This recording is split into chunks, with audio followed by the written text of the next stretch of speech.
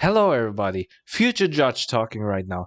I had an amazing playthrough through Resident Evil Village, and I thought during my playthrough that I might recap everything I knew at that point or I figured out from the game to basically soak up the rest of the story when I'm on the way.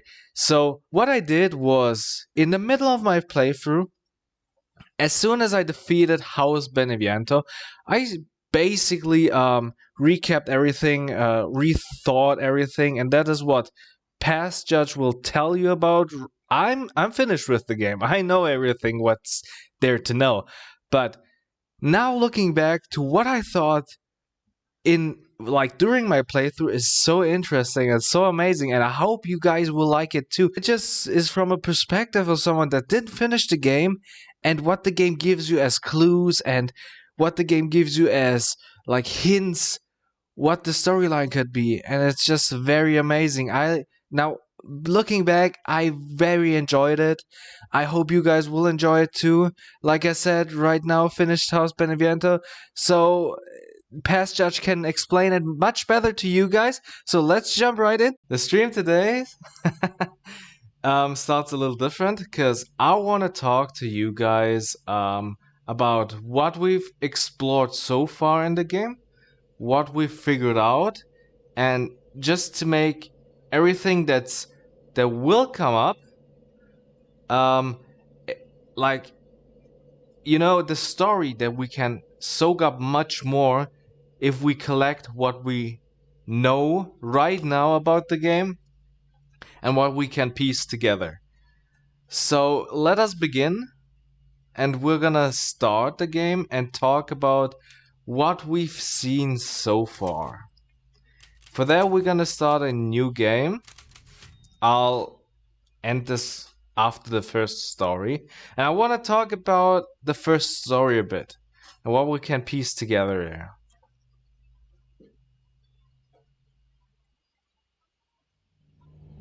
I finished yesterday. I got addicted. Yeah, see. Long ago, a young girl went with her mother to pick berries for her father, who was hard at work. But the forest greeted them with a dark, cold silence, the bushes empty. Yet determined to find the berries, the rascal broke free from Mother's grasp and vanished into the trees. Mother's worried cries faded fast as the girl ran on, over vine and under branch, and into the forest deep. Okay, let's talk about real quick this beginning of the story. So they were in the forest to collect berries. Now, I cannot make a call who is the mother, who is the father, and who is the daughter here. It would seem like, and it's gone. It would seem like at the beginning, the mother could be Mia. But actually, what I also think is the child could be Mia as well. Why am I thinking that? I can explain that later with more information. So, on first glance, you would think, okay, Mia, Ethan, and Rose, the child. But I think, this story is tied with the entire game. That's easy to understand. But I think I'm not ready to make a call for this family right now. But we're just gonna assume probably it's gonna be Mia, Ethan, and Rose. But let's see what's gonna happen next. Strange eyes upon her, the girl recalled Mother's scary bedtime tales, and her throat became bone dry. Then the Bat Lord appeared. He greeted her warmly and bit his own wing. "Come, child, quench your thirst," he said. So she drank the thick, dark blood and smiled with joy. Okay, here we have a bat that gives her blood. That is how is she called? Lady Dimitrescu's and her vampire daughters. That is what this is representative of course. Passing through the graveyard, menacing storm clouds loomed, and the air turned bitingly cold. The girl was shivering in her thin clothes. Then a dark weaver appeared, and with a click of his fingers crafted mist into a beautiful dress. Come, child, warm yourself, he coaxed. Everyone's So she simping her, clothed yep. herself and smiled with joy. Here we have the Dog Weaver. That is representative of the second lord, the puppet master, the puppeteer, with her doll. Because also we see a lot of yellow string around the house. So it's just clear these are the four lords. We're gonna see the next one now coming up. Across waters deep and ominous she went, hoping a boat she found would Yeah, carry the her puppet home. house was scary. But hunger's grip tightened and her heart grew heavy. Then the Fish King appeared and offered one of his many fins. Come, child, eat your fill. So the girl ate and smiled with joy once Yes, the more. Dark Souls lord. Continuing on. So, Fish King, the next lord we encounter will be in a swamp, and we're hopefully gonna see a lot of like amphibic enemies. Like I want to see some amphibic enemies, underwater creature. Let's see some hunters again, right? If you guys don't know, hunters are by the story the T virus combined with some amphibic genes, mostly from frogs. In Resident Evil Zero, there are actually hunters that are big frogs. So yeah, technically that wouldn't be unthinkable. She soon entered the forest's dark heart. Then an iron steed appeared, bearing a beautiful golden gear. The creature said nothing as the girl approached and snatched what she thought was another gift. Now, gear, you see in the background all the machines and everything. That's the factory, and how is he called? Heisenberg, I think. That's him and his factory, of course. But now the story gets a little weird. The horse grew angry and summoned the other monsters. Terror filled the girl's heart as the wild wind rose around the beasts. Suddenly, a witch appeared, dark, yet regal. A witch, we could assume this is Lady Miranda. We could assume. Hey, Shadow.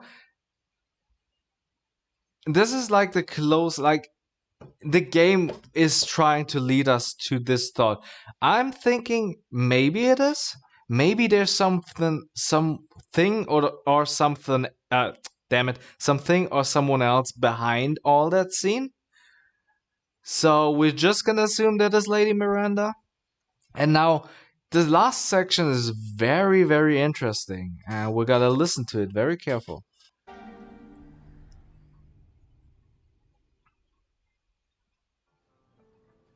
Gifts we gave, but more you took, she snarled. So more in turn is due. In a blink, the girl was trapped inside a mirror.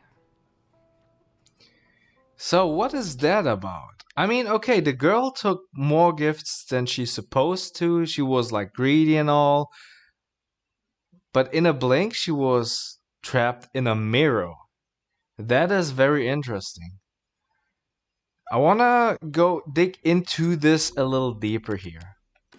And to do this, we're gonna load the recent save file and then see what we can piece together.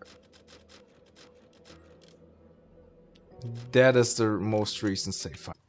So, what I want to talk about real quick is let us go here first. This game also shouldn't lag or stop anymore. So let's go here first. When we go in here, the fourth winged door, the way to the puppeteer, to the doll master, or how she called doll maker, I don't know. We go through here and Mia appears a lot of times. What? Ethan, come with me. There's something I have to tell you. Mia? What's going on? Now, was me thinking Mia is talking to us from the dead? She might not be talking to us from the dead. Mia might not be dead. Also, we see that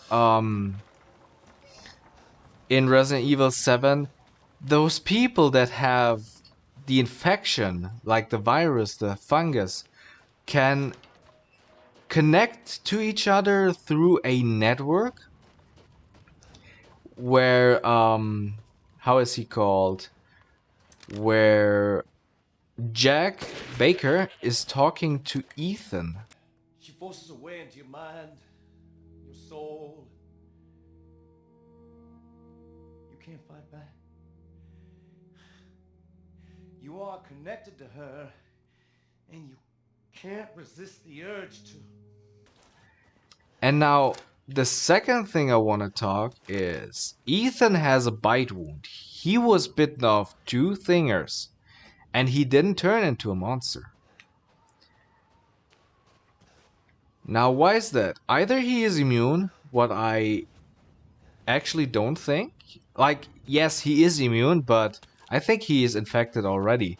Since, like I said, in Resident Evil 7, he gets in this cocoon of basically mold and stuff, and he definitely got infected there.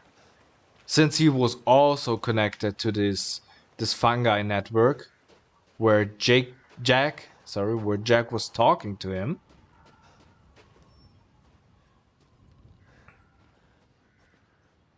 And then we got another weird clue here.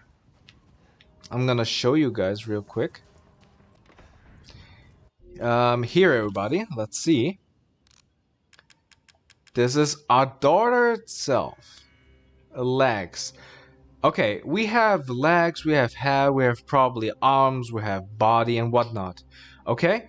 And these are filled in here. Now, there is a little clue here that is called Eve number 3. We could probably read all that little stuff, but I think that's clue enough. Eve. Eve is probably a short for Evelyn, like for the Evelyn project. Evelyn was the evil little girl in Resident Evil 7. Are you remembering? What? What are you?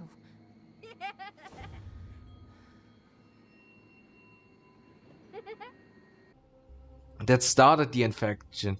That was the Evelyn. That was the beginning of the Evelyn project. So she must have been Evelyn number 1.